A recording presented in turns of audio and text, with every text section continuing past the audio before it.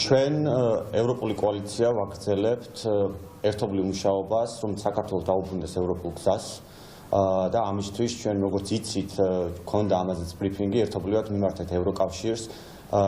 რომელიც რეკომენდაციებიც უკვე ასახული არის ევროკომისიის დასკვნაში. დღეს ჩვენ მუშაობთ და დავასრულეთ ერთობლივი წერილი, რომელიც გაეგზავნება EUTODIR-ს და ამ წერილში ჩვენ ვთხოვთ EUTODIR-ს, რომ აამუშაოს მოსკოვის მექანიზმი, რომელიც გამოყენებული იქნა პირველად 1991 წელს, რაც გულისხმობს იმას, რომ EUTODIR-მა უნდა გამოაგზავნოს საქართველოში სპეციალური მისია, რომელიც შეისწავლის იმ კანონდარღვევებს, მიტაცებული არჩევნებს, რომ ჩვენ გქონდეს სამომავლოდ თავისუფალი და სამართლიანი არჩევნების ჩატარების საშუალება ამ ქვეყანაში და მეორე შეისწავლოს ასევე ის ძალადობრივი ფაქტები, რომელსაც რუსული რეჟიმი საკუთარი მოსახლეობის წინააღმდეგ ახორციელებს.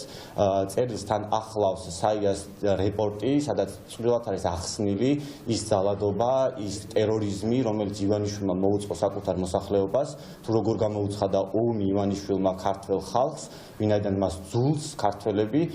ისევ როგორც ძულდა სტალინს, შესაბამისად ამ წერილში ფაქტობრივი მასალა არის წარმოდგენილი, რომელიც სულ მალე იქნება EUTODIR-ის მეილებზე გაგზავნილი.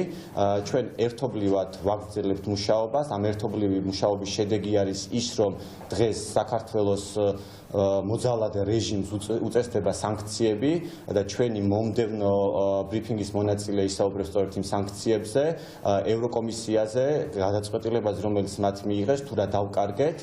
და იმ დრაკონულ კანონებზე, რომელიც ქართულმა ოცნებამ, სინამდვილეში რუსულმა ოცნებამ მიიღო ქართველი ხალხის წინააღმდეგ, რომელიც ცალსახად აჩვენებს, რომ ქართული ოცნების ძალაუფლება შესუსტებულია და შიშით მოქმედებს. დღეს ის რასაც ჩადის, ეს არის მათი მხრიდან შიშის გამოვლენა. მადლობა და დაუთმობ კოლეგას. მოგესალმებით. გრძელდება საქართველოს პოლიტიკური კრიზისის საკითხის განხილვა ევროპულ საბჭოში, მას შემდეგ რაც გაფართოების ძალიან კრიტიკული ანგარიში გამოქვეყნდა საქართველოზე, სადაც ხაზგასმულია ის დაშორება ფუნდამენტური დემოკრატიული ღირებულების კუთხით, ისევე როგორც დემოკრატიის კუთხით, ივანიშვილის ხელისუფლების მხრიდან იმ აუცილებელ მოთხოვნებზე, რომელსაც უნდა აღმოყოფილებდეს კანდიდატ სტატუსის მქონე ქვეყანა და სადაც ასევე ნათქვამია, რომ ყველა დემოკრატიული ინსტიტუტი არის აბსოლუტურად მიტაცებული და სრული უკუსლა არის, მათ შორის ანტიდასავლური რიტორიკა, რომელიც პირველი რეკომენდაცია იყო 9 რეკომენდაციის, ხაზგასმულია ანგარიში და ძალიან მნიშვნელოვანია ის, რომ ევროკავშირი ქართველი ხალხის მხარდაჭერას აგრძელებს და კარი ქართველი ხალხისთვის ღიაა, თუმცა არა ივანიშვილისთვის და ის თუ რა დაკარგა დღის მოცემულობით ქვეყანამ ივანიშვილის ავტორიტარული მეთოდების გამოყენების გამო, ისევე როგორც კარის დახურვის გამო ევროკავშირში არის მოლდოვას მაგალითი, როდესაც მოლდოვამ მიიღო 2 მილიარდი დახმარება იმ მნიშვნელოვანი ინფრასტრუქტურული პროექტების თუ ენერგოუსაფრთხოების კუთხით, რომელიც მოლდოვას ჭირდება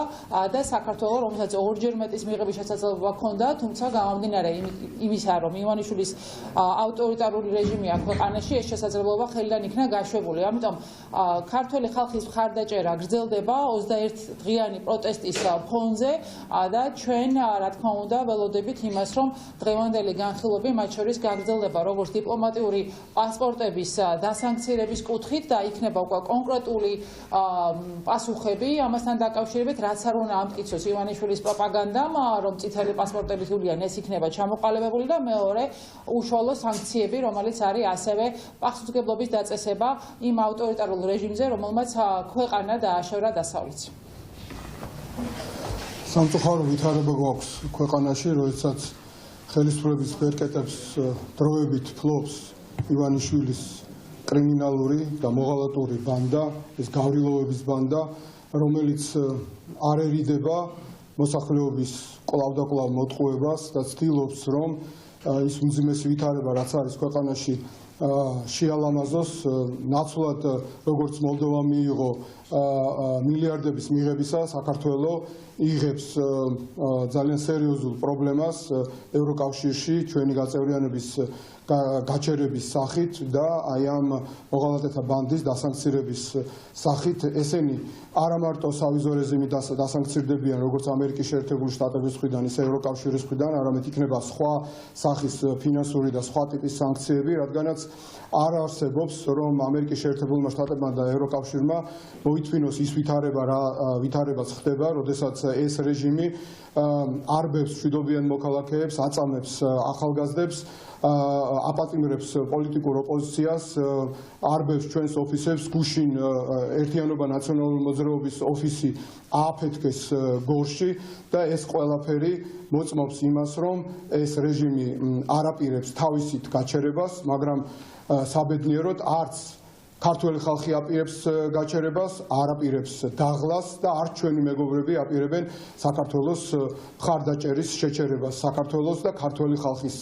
მხარდაჭერა გაგრძელდება, ისე როგორც ქართველი ხალხის ბრძოლა და ჩვენ ყველანი ერთად ვიბრძოლებთ ამ მოღალატური რეჟიმის წინააღმდეგ და აუცილებლად მივახცევთ მათ ხელისუფლების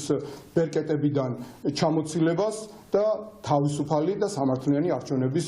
ჩვენი მეგობრების დახმარებით ჩატარებას. მოგესალმებით,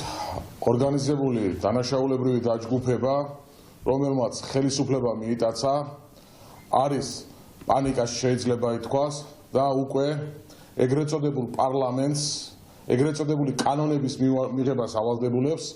და მიაღებინა ეგრეთ წოდებული კანონები, რის საფუძველზეც მას და მათ გაუადვილდებათ ორგანიზებული დანაშაულებრივი ქმედებების ჩადენა. საუბარია იმაზე, რომ თუ ამდენი ხნის განმავლობაში ვსაუბრობდით, რომ ხდებოდა ადამიანების გატაცება, ადამიანების შემდგომ გატაცების შედეგად წამება, დღეს ეს ორგანიზებული დანაშაულებრივი დაჯგუფება, რომელსაც ხელისუფლება აქვს მიტაცებული, ეგრეთ წოდებული კანონმდებლობის და საკანონმდებლო დონეზე უკვე ამბობს და გვეუბნება, რომ ნებისმიერი საქართველოს მოქალაქის ადმინისტრაციული წესით დაპატიმრება, შეჩერება, დაპატიმრება ყოფილა თურმე მოსული, ბოდიში ჯარგონზე და მოსული, რაც სოფლიო სამართლის ისტორიას არ ახსოვს, შეიძლება ითქვას, ადამიანებს ეუბნებიან, რომ თქვენ შესაძლოა დაგაკავოთ წინასწარ იმისათვის, რომ შესაძლოა თქვენ დანაშაული ჩაიდინოთ და ამისათვის უნდა დაგაკავოთ. მათ აქვს ნებისმიერი ადამიანის ამ შემთხვევაში შეჩერების და დაკავების უფლება, რაც არის არნახული მსოფლიო სამართლის პრაქტიკაში შეიძლება ითქვას, რაც არის რატომ არის ეს პოლიტიკური ორგანიზებული დანაშაულებრივი დაჯგუფება პანიკაში? იმიტომ რომ საქართველოს მოქალაქეების მშვიდობიან პროტესტს ეს ადამიანები წინააღმდეგობას ვერ უწევენ და ცდილობენ მაქსიმალურად აიყვანონ საკანონმდებლო დონეზე და დააკანონონ თავისი ორგანიზებული დანაშაულებრივი დაჯგუფება. მეტიც, ამასაც არ გმარობენ და შეეხნენ ისეთ რამეს, რასაც ქვია ქართული ენა და პირდაპირ ეს არის რუსული კანონების გაგრძელება, ქვერუსული კანონები შეიძლება ითქვას და საოცრება ის არის, რომ საქართველოში გაბედეს და 1978 წლის შემდგომ ხელახლა წერტილოვნად შეეხნენ ქართულ ენას, ვინაიდან საჯარო მოხელეებს ამ შემთხვევაში საუბარია ისეთი მაღალი თანამდებობის პირებზე, როგორიც არის დეპარტამენტის თავმჯდომარეები სხვადასხვა უწყებრივ სამინისტროებში, თურმე მათ არ მოეთხოვებათ, რომ იცოდნენ ქართული ენა. ეს არის პირდაპირ რუსული მეთოდებით მუშაობა,